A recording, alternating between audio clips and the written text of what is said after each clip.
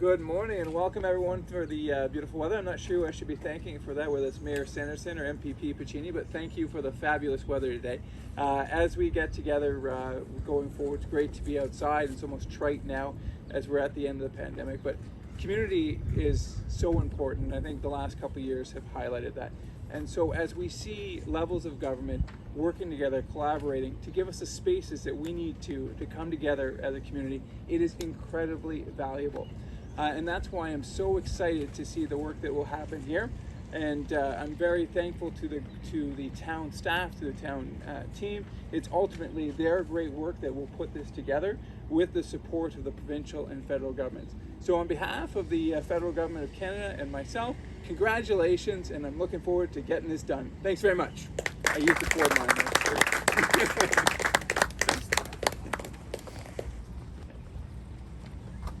Well, good morning, everyone. Very excited to be here for today's announcement. Another historic milestone in our supports for seniors and all residents we serve aging in place in Port Hope. It's just so exciting. I recall it's now been years when we sat down with Mayor, Port Hope staff to discuss the need to support our growing community, to support people aging in place. We have an active and vibrant seniors population who deserve the modern amenities and supports of a modern 21st century community.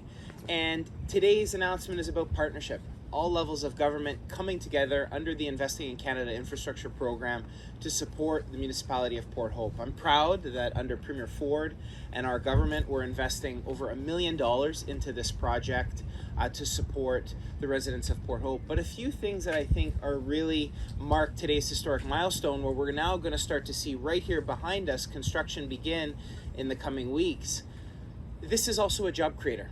And it's wonderful to see Dalaran, Matt James here today. We've got a growing community this is supporting job creation. You know, the skilled trades, men and women who get up each and every day to build things in our community. And in the context of a post-pandemic, a future for Northumberland, Peterborough South, I'm excited to see people getting to work, to be building things, to support our ever-growing community. I want to again thank staff, the municipality of Port Hope, MP Lawrence, who we've worked closely with on this project. We couldn't have done it without all levels of government working together. This is an incredible municipality, and I'm excited to see this building under construction. And I'm excited for the future of this community. So thank you for having me today. Thank you all for your work.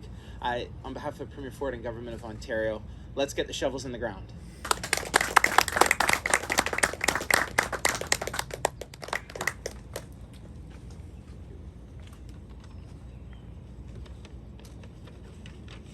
I don't normally follow my notes, but there's a few things that I think are really important. First thing I'd like to acknowledge is that we are on the territory of the Mississauga Nations. And this is an agenda that the municipality is undertaking in very serious consultations to enhance the relationship with the Indigenous communities. And today is an exciting day. In Port Hope, almost every day is an exciting day. This just trumps a few of them. That's all it does. So the expansion of the Town Park Centre is, I think we were just talking, more than 10 years before my time. You folks have been working on this for a long time, and now we're here. So we're going to be breaking ground, and as has been said, this is one project in a community, but it's a big part of the jigsaw puzzle. The jigsaw puzzle is when you come to Port Hope, anywhere in this municipality, this is the best place to live no matter what age you have. We're going to link a whole bunch of things together. You know, this project is important, the waterfront's important, PHI project is important, but what's most important is everybody who lives here. So we are grateful for the funding, although we're going to come back and ask for a bit more, by the way.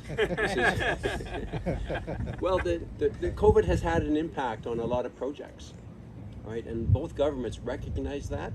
So we're not, knocking on doors that are closed. We're trying to together figure out how we can continue to do these kind of projects. This project has increased about $2 million. Internal conversations we had was, could cut corners? Could we cut back a little bit? The answer is absolutely not. That is a big and fatal mistake every time. So there's going to be no corners cut. It's going to be the best facility we can possibly build, and we'll sort out the funding, as we go along. Any delay always costs more. So I'm not sure when the completion date is going to be, but we're all going to be here having a very good time. I think it's already been described how important this project is. It's not just to seniors, it's to everybody. This is what our community is all about. We're going to be working on trails, linkages, the heritage areas, the rural areas. It's one community, and it's one community for every person. I'd like to thank our MP and our MPP. Without their assistance and their collaboration, we couldn't be here. We can't do this alone, right? And we shouldn't do it alone, right? We are all part of a bigger community.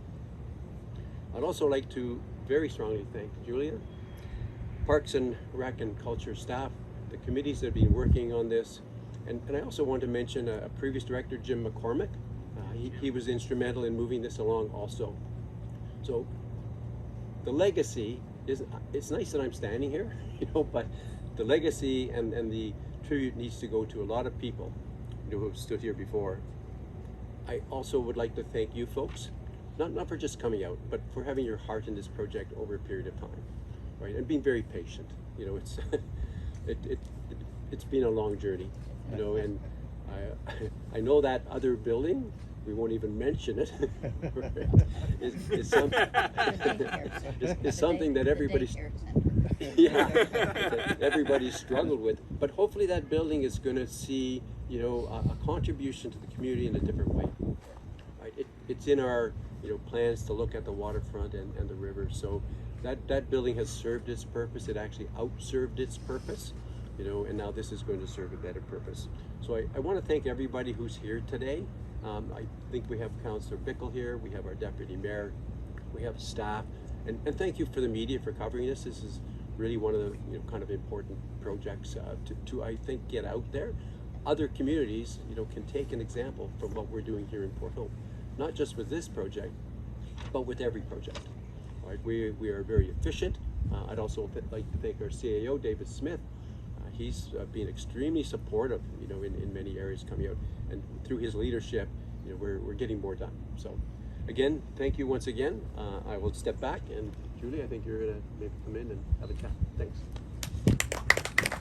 Thank you all for your comments and the conversations happening this morning. And for everybody who's here, we know that this is an important piece of growing together. That's part of our slogan for this campaign, and we'll be working very closely with our community as this construction and scheduling and the excitement of what we're able to do through this project. And it really is this community aspect and how we're coming together that is making us very excited, and I think the community is excited as well. So as note, Mark Reynolds and Polly Hayes are here representing the Ruth Clark Activity Centre Board. They've been instrumental in working through these components, as have other members of the board, and as well as our older adult population in our community and our community at large. So very excited. We do have the opportunity for a groundbreaking photo opportunity this morning. So I would like to invite anybody forward, those beside me and members of council. As noted, Matt James and David Morrison are here from Dahlgren. They are our partners in construction, and we've been very fortunate to be working with this company, knowing the importance in the community. So we're really appreciative of that as well. So we'll come forward. Tell me about today's announcement, Mr. Mayor. Tell me about what it means to the community. Well, it means a lot to the community. It's been a long time coming.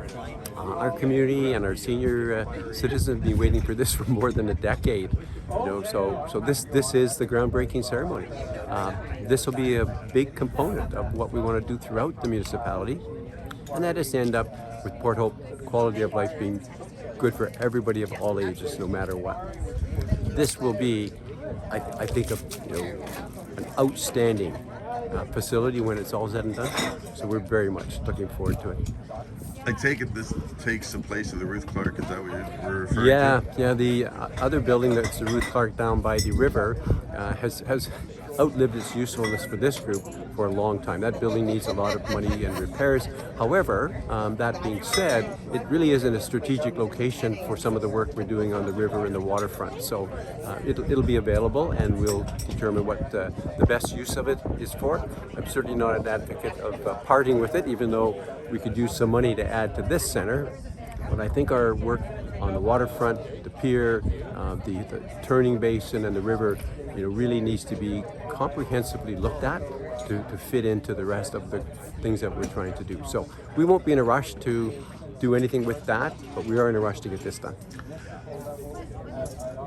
Like you said, if you can just touch on, you're sparing no expense, and you'll find out where it comes from after. Yeah, the funding was based on the original estimate of around $3 million.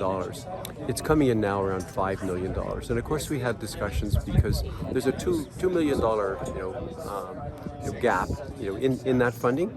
We're talking to both the provincial and federal government to see if we can help close that gap. One of the opportunities and discussion obviously is, should we scale it down? Should we cut a few corners here or there? Should we make it smaller? And unanimously, staff and council has said no. We need to do this right the first time. Even as it is, what happens with many projects, it might have been even bigger. But every time you wait a little bit, it's going to cost more. But we'll figure out that funding. But the project is not at risk in any way. David, what's this mean?